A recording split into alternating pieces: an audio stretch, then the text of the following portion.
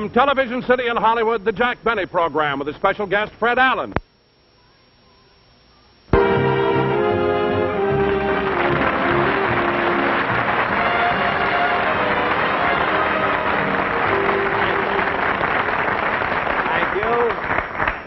Thank you very, very much, ladies and gentlemen, and welcome to the Lucky Strike program. Now, on our show tonight, we, in case you're wondering about these, you know, my producer insisted that I wear glasses when I first come out, because he said it wouldn't hurt if people thought I was Mr. Peepers. And he had another idea, too, about my standing. He made this suggestion, you know, that I stand in the center of the stage, you see, and then sometime during the performance, a big 2-ton block of cement should fall down and hit me on the head, see. He felt that this would appeal to the people who watched You Asked For It. With thousands of requests, you know. But on my show tonight, ladies and gentlemen, as you probably know, my guest star is Fred Allen. And a lot of people think, of course, because of this feud that's been going on for so many years, that Fred and I are enemies, that we hate each other. And this isn't true at all, because Fred Allen and I are the best of friends. Well, maybe I'm overdoing it. You know what I mean? Just a little bit. I wouldn't say that we were the best of friends. You know, I would just say that let's say that we're friends. You know, just friends. Of course, friends might not be the exact word that I'm trying to say. What I mean is that we're more, well, I don't know, maybe we do hate each other. I know I can't stand him. You know, I remember a few years ago, I must tell you this, when Fred Allen first came out here to Los Angeles, to Hollywood, to make a picture, you see. He made a picture called It's in the Bag. And the producer of this picture wanted me to play a small part in it for nothing. You know, I didn't get paid or anything. And he talked me into it by telling me that this picture would be made in Technicolor. So I was kind of anxious to see how I'd look, you know, my eyes and everything. And so he told me this would be made in Technicolor. But the minute we started to shoot the picture, we found out that we couldn't do it in Technicolor at all. They had to make it in black and white, because due to a peculiar pigment in Fred Allen's skin, he photographs Argyle.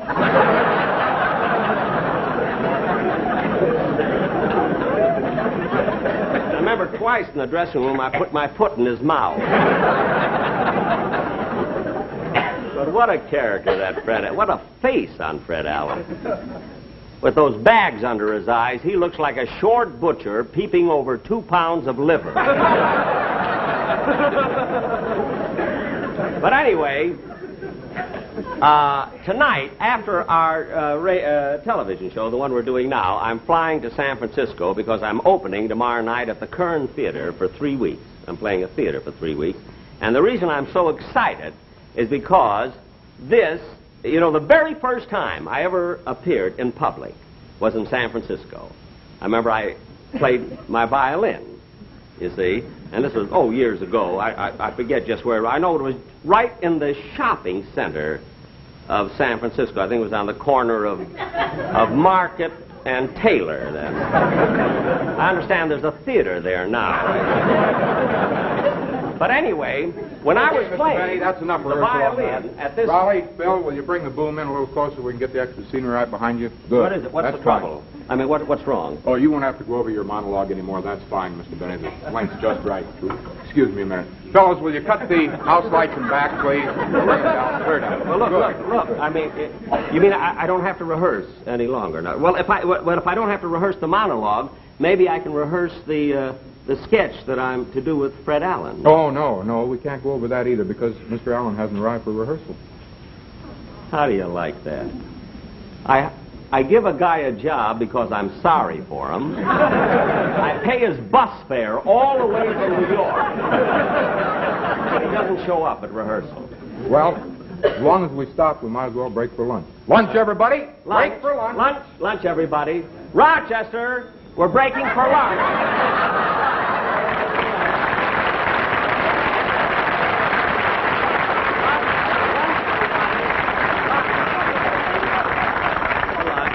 How's everything? You got everything? Just fine, just fine. What do you have, boss? No, wait on the customers first. And then that's it. Ham and cheese. Ham and cheese, yes. They're very, very good. That's it. See if the orchestra wants something, too. Remley, you want a sandwich?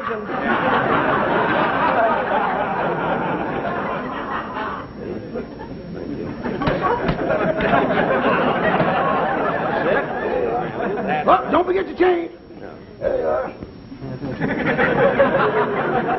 Rochester, look, I want to ask you something. Why do you put so much ketchup on the sandwich? Well, that was an idea of mine to drum up more business. Well, how would ketchup give us more business? Well, I figured if some of it dripped on their shirts, we might get to do their laundry, too.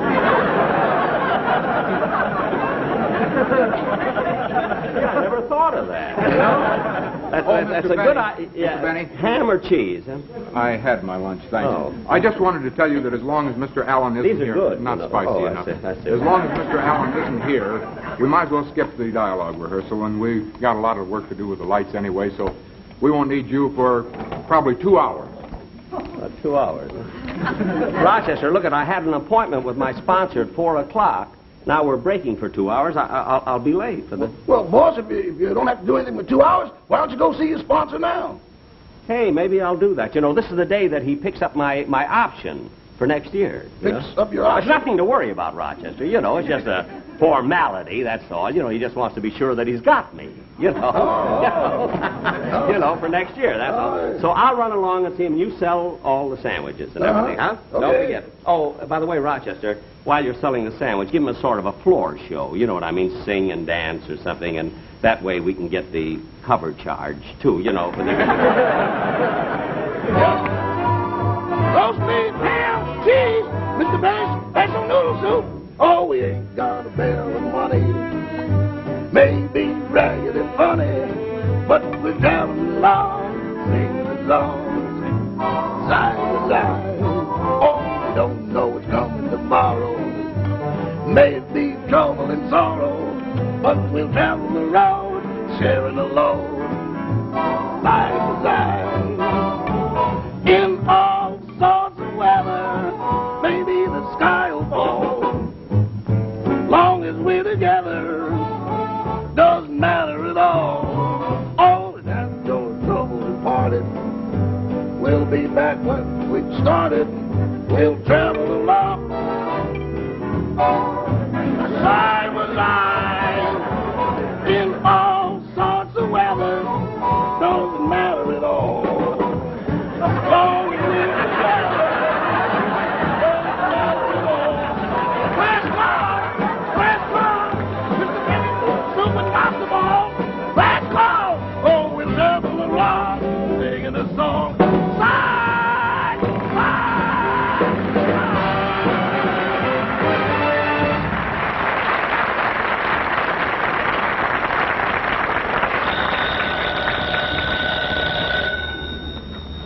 Hello, the American Tobacco Company. I'm sorry, but Mr. Lewis can't be disturbed right now. However, I'd be very happy to take a message. Yes? Yes. Mm-hmm. Uh-huh. Yes. Yes, sir. I'll see that he gets it. Yes, sir. My name is... Mr. Lewis's office? Oh, yes, he asked me to take the information. Yes? Yes. Mm-hmm. Uh-huh. Yes. Yes, I've got it. Thank you. Yes, sir. My name is... Mr. Lewis's office? Yes. Oh, yes. Yes. I see. Yes. Well, I think so. Well, it seems that Mr. Lewis... Just a moment, please. Hello? My name is Jack Benny. I'd like to speak to Mr. Lewis, please. I'm sorry, Mr. Benny, but Mr. Lewis can't be disturbed right now. Can he call you back? Call me back? Yes. Are you at home or in Palm Springs? I'm in Stockholm. Smorgasbord 8321. Look, miss, I've been trying... Oh, Mr. Benny, I'm terribly sorry. All right. I have an appointment with Mr. Lewis. Could I see him? No, I'm sorry, Mr. Benny, but Mr. Lewis has someone in his office right now. He left orders not to be disturbed. Do you mind waiting? No. Not at all. May I have Mr. Lewis call you back, please? Thank you. See, Mr. Lewis is picking up my option today. That's nice.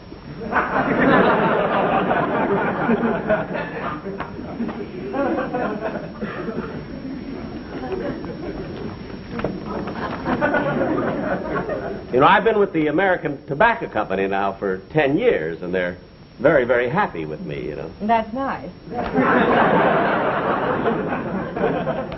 But then why shouldn't they be? You see, I'm acknowledged to be one of the greatest comedians. Excuse me.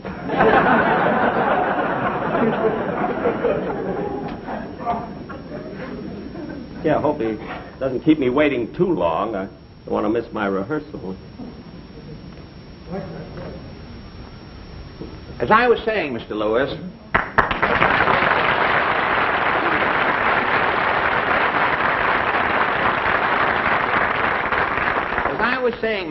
it isn't that I want Mr. Benny's job, you understand. It's just that the time has come to have you put him out to pasture.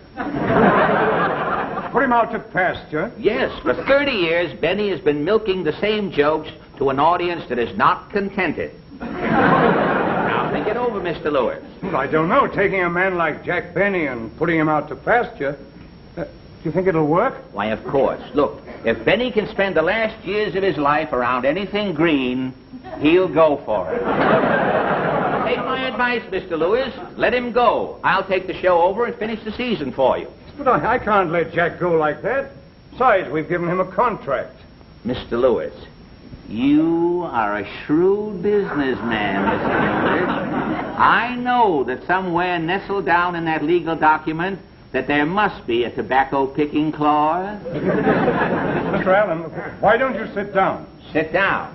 Have you ever ridden 3,200 miles on a bus? If the sun feels like I do right now, it will never set again.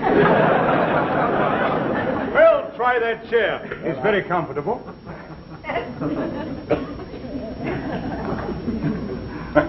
No, before I'd make a change, I'd have to be sure it was one for the better.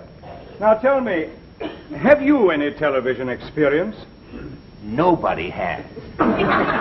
Even the voice of experience has no television experience. But I have studied the medium thoroughly, Mr. Lewis, and I see television as a small screen, and every performer must confine himself to a small area in the screen, you understand? And I've been training for that. I am ready for television because I have been rehearsing inside of a Bendix washing machine. Inside a Bendix washing machine? Yes, sir. And to make a popular slogan even more popular, now the tide's in, let's let Benny out. Mr. Allen, may I ask you a personal question? Why, of course. You see, I've seen you on an occasional guest appearance. Yes? Now, does that give you enough money to live on? Oh, hardly, I would say. But I have a unique talent, Mr. Lewis, that affords me steady employment, I might say. That is, 3 days a week. Well, that's wonderful. What do you do? I'm a taster for Dr. Ross dog food. Dog food? I'm the Fido who knows best. My name is known in every kennel from coast to coast, Mr. Lewis. They call me the canine Duncan Hines. A dog food taster, that is unique. Well, it's a talent that I acquired during a dull season of layoffs in New York some years ago. There was things were bad, and I knew a talking dog. And he invited me over to dinner one night, and I sort of got these... No, Mr. Allen.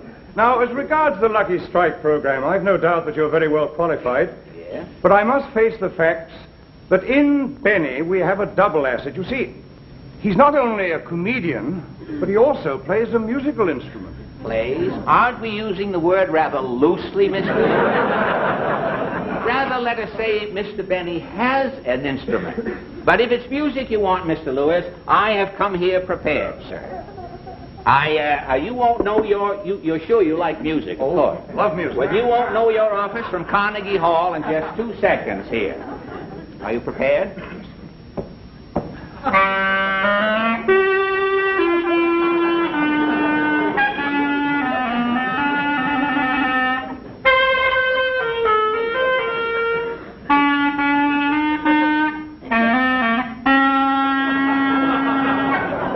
Well, there you are, Mr. Lewis. You have all of my qualifications.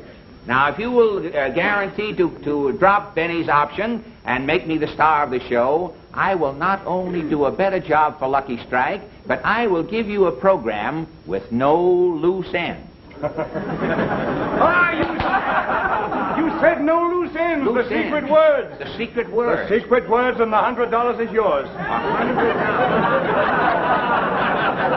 Say, does Groucho know about this, does he? Groucho installed it for me. Oh, I see.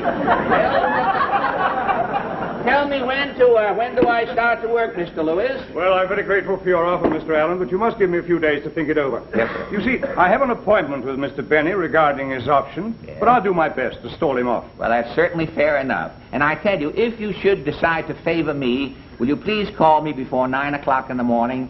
It's so embarrassing being pulled out of line down at the unemployment office. Goodbye, Mr. Lewis. Goodbye, Mr. Allen. It's been a pleasure. Thank you for coming by.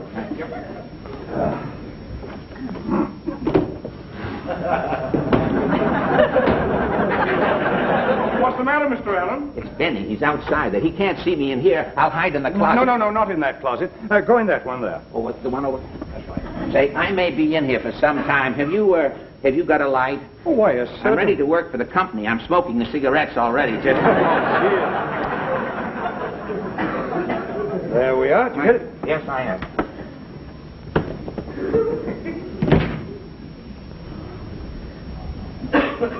Miss Rockford, you may send Mr. Benny in now. Yes, Mr. Lewis.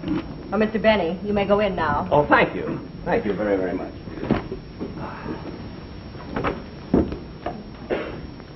Well, hello, Mr. Lewis. Hello, Jack. How are you? May I take that? Yes, Sit sir. down, sit down. Oh, thank you very much. You know, Mr. Lewis, I'll never forget the very first year that I ever worked for you. Mm-hmm. You know, when option time came along, I was a nervous wreck. But now, I don't know, it's just a formality. It doesn't bother me at all. I just come in, you sign the contract, and that's that. You know, it's been a wonderful association. You know. Yes, it has been. Ben? Oh, Ben. Ben, yes, it has. It's, and I'm fully convinced that it will continue to be. It's been a lot of fun working for you, Mr. Lewis, and you've been a wonderful sponsor. And after all, where else can you find a comedian as funny as I am? You know?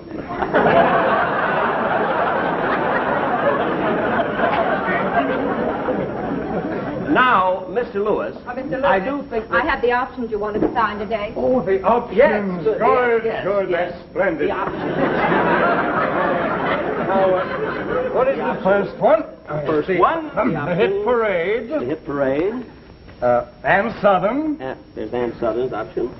That's Robert right. Montgomery. Robert Montgomery. Now, you'll see these are put in the mail so that they can be countersigned. Yeah, but where's mine? Yes, look, sir. look. Well, I know, but where's Jack, my option? Look at, but my option, look at, I came up here to sign an option. I mean, let's get this over with, Mr. Lewis. Let's have no loose ends.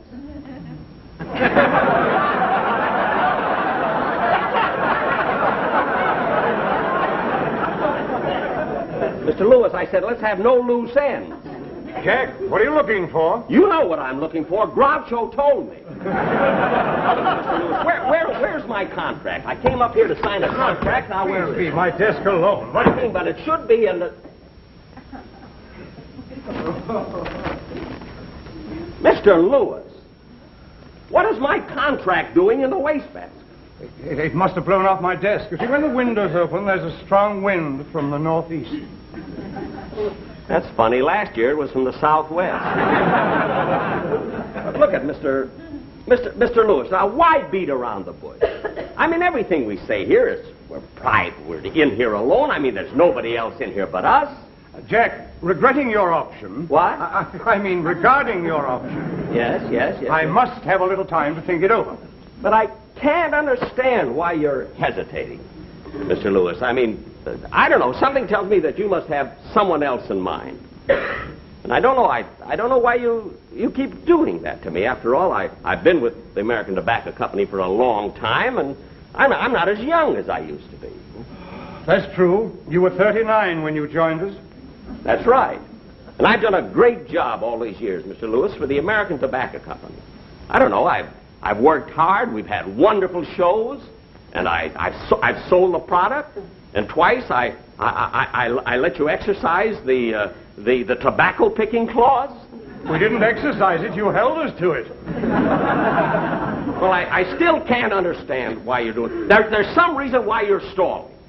Jack, you're taking the wrong attitude. I haven't come to any decision about dropping your option. It's just that I want to think it over for a while, just for, say, 4 or 5 days. Well, all right, I'll wait.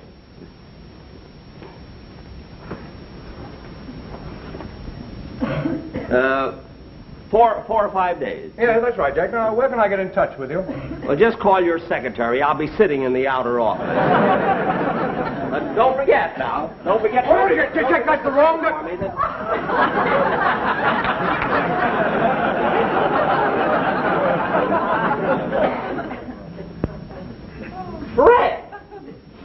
Fred Allen, what are you doing in that closet? Believe it or not, I'm playing post office. Post office? Kiss me. But, Mr. Lewis, there's something fishy going on here, and I'm going to get to the bottom of this. What's Fred Allen been telling you? Jack, there's no need to get excited. You know the entertainment business is very competitive. Oh, so it's competitive, huh? So that's it. Fred Allen, you ought to be ashamed of yourself, coming in here and trying to get my job away from me. Well, gee, Jack, I had to do something. I've eaten so much of that dog food, they've written a song about me being in a window. Well, I still say you ought to be ashamed of yourself. Well, I guess I am a heel, Jack. But always remember, next to a heel, you always find a good soul.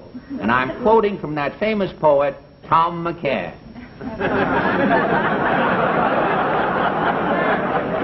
Fred, after that awful joke, I shouldn't forgive you, but I will, because I know you didn't mean it.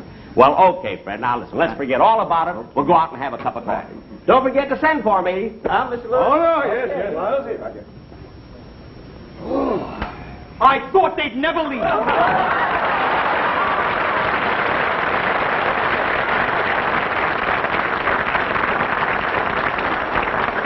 Mr. Lewis, now that they've gone, let's talk business. What do you want with Fred Allen? What do you want with Jack Benny? With me, you've got a young man who can sing, who can dance, who claps his hands, rolls his eyes, and I'm so friendly. Mr. Lewis, you'd never regret it.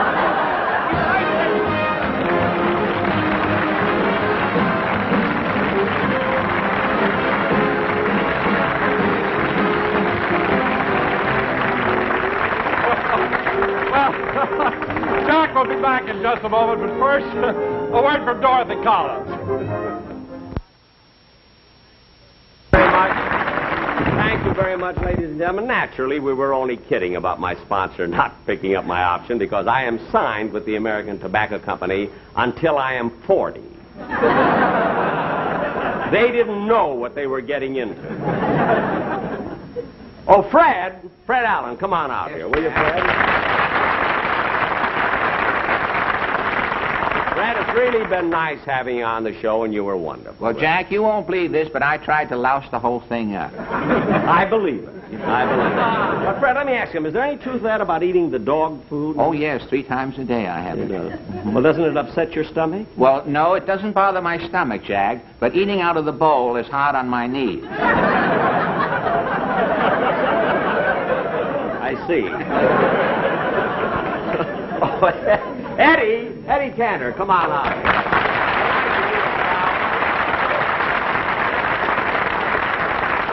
Eddie, I want to tell you it was just wonderful you to come in here just to do this one little bit on the show. Jack, I want to tell you it was my pleasure. No, Eddie, it was my pleasure. Believe me, Jack, it was my pleasure. Eddie, Ladies believe and- me, it's my Ladies pleasure. and gentlemen, this shows you what happens when two straight men get together. What'd you say, Fido? What? Come on, give me my red hot and let me get out of here. No, listen, I'll tell you what. You fellas have been such good sports. I'll tell you what I'm going to do. I'm going to invite you both to my house to dinner tonight, and I want you to bring your wives. Oh, that's How about nice. that? I'd rather... Jack, I've never been to your house. How do you get there? Oh, that's right. Yeah. Well, look, you go 2 blocks... You're covering me. Oh, pardon me.